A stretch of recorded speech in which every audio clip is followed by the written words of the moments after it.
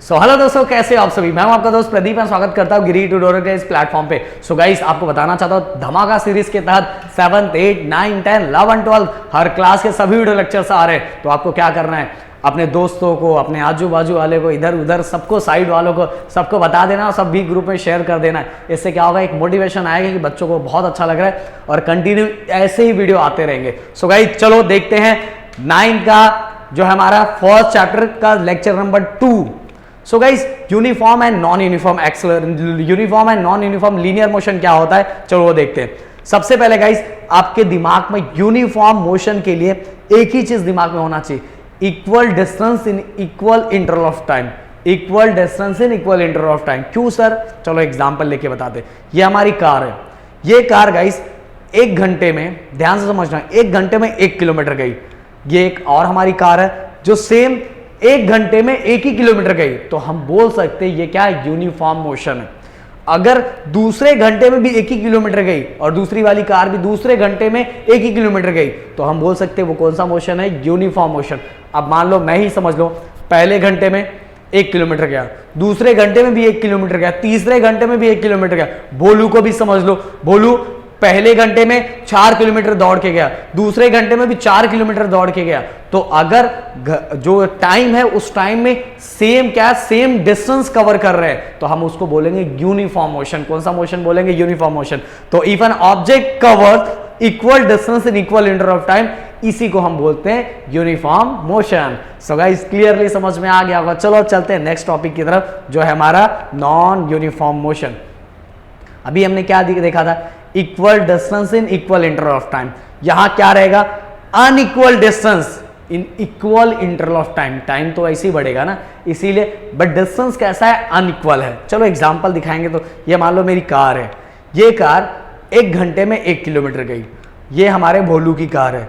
भोलू की कार जो थी ना, 1 घंटे के अंदर 2 किलोमीटर गई। दोनों अनइक्वल डिस्टेंस है ना, टाइम सेम है, equal time interval but unequal distance. तो अनइक्वल डिस्टेंस है और टाइम सेम है, तो ऐसे मोशन को हम क्या बोलेंगे, नॉन यूनिफॉर्म मोशन। तो unequal distance in equal interval of time, इसको हम क्या बोलेंगे, non uniform motion. So guys, मेरे ख्याल से आपको क्लियर कट समझ में आ गया होगा कि नॉन यूनिफॉर्म मोशन क्या होता है। अब चलते हैं नेक्स्ट, जो हमारा positive, negative and zero acceleration. Positive, negative and zero acceleration. सबसे पहले हम देखेंगे, बोलो क्या देखेंगे? पॉजिटिव। हाँ, स्क्रीन पे दिख रहा है तो आप बोल ही दोगे, पॉजिटिव एक्सेलरेशन। तो गाइस, पॉजिटिव एक्सेलरेशन क्या होता है, दिमाग में ऐसा रखो कि अगर एक्सेलरेशन कंटिन्यू इंक्रीज हो रहा है तो पॉजिटिव एक्सेलरेशन। पहले 10 था, देन 15 हो गया, देन 20 हो गया, देन 25 हो गया, 35 हो गया, 60 हो गया, 65 हो गया। ओके, मतलब इंक्रीज हो रहा है। तो ये हो गया हमारे लिए, क्या होगा कि कंटिन्यूसली अगर वेलोसिटी क्या हो रही है, इंक्रीज हो रही है, तो मेरे लिए क्या होगा, वो हो जाएगा हमारे लिए पॉजिटिव एक्सेलरेशन।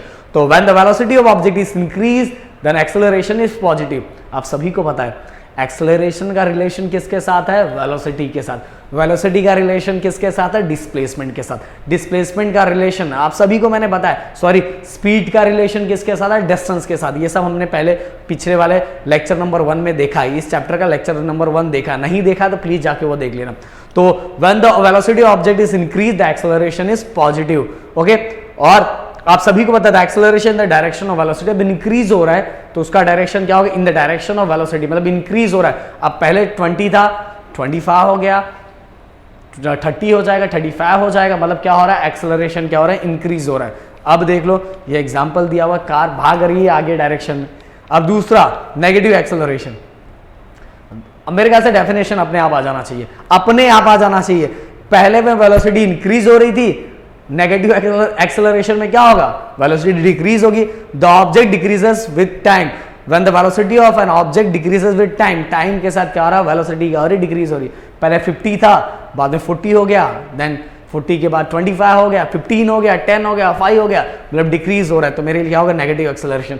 और ये नेगेटिव एक्सेलरेशन को हम डिक्लेरेशन भी बोलते हैं। ओके, तो दिमाग में रखना, डिक्लेरेशन भी हम उसको बोलते हैं। अब चलते हैं, इस डायरेक्शन है अपोजिट डायरेक्शन ऑफ वेलोसिटी।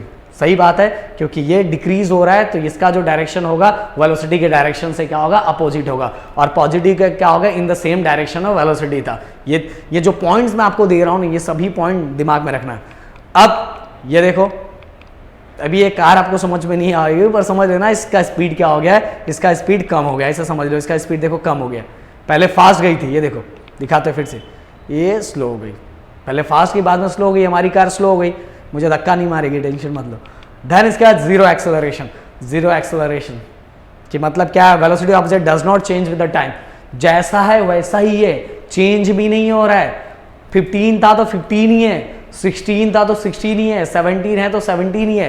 तो वेलोसिटी अगर इनिशियल और फाइनल दोनों सेम, क्योंकि एक्सेलरेशन का फॉर्मूला आपको याद होगा v minus you upon T. तो अगर इनिशियल और फाइनल दोनों सेम, अगर मान लो इनिशियल भी 15 है फाइनल भी 15 है, तो 15 माइनस 15 कितना हो जाएगा, 0 हो जाएगा ना। तो इसीलिए लिखा है कि वेलोसिटी अगर चेंज नहीं हो रहा है, टाइम के साथ चेंज नहीं हो रहा है, object does not change with the time, तो मेरे लिए कौन सा एक्सेलरेशन होगा, जीरो एक्सेलरेशन। अगर वेलोसिटी चेंज नहीं हो रहा है टाइम के साथ, तो वहां जो एक्सेलरेशन होगा वो एक्सेलरेशन क्या हो जाएगा, जीरो एक्सेलरेशन। ओके, कहने का मतलब जैसा चल रहा था कार कंटिन्यूसली वैसा ही चल रहा है। ओके, 30 के स्पीड से चल रहा था तो 30 मीटर पर सेकंड के से ही चल रहा है। ओके, उसके बाद चेंज नहीं हो रहा है।